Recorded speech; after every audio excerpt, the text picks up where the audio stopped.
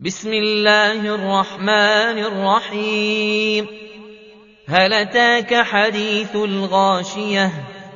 وجوه يومئذ خاشعة عاملة ناصبة تصلى نارا حامية تسقى من عين آنية ليس لهم طعام إلا من ضريع لا يسمن ولا يغني من جوع.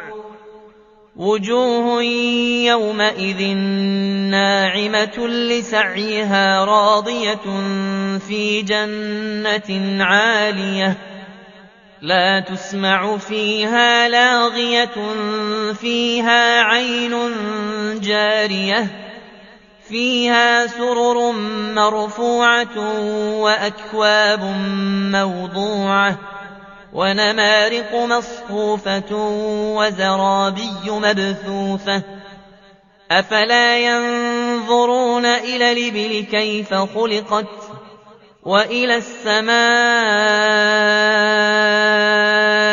كيف رفعت وإلى الجبال كيف نصبت وإلى الأرض كيف سطحت فذكر إنما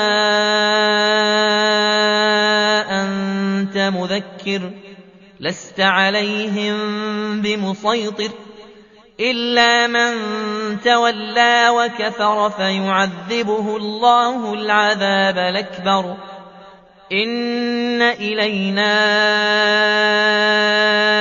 إيابهم ثم إن علينا حسابهم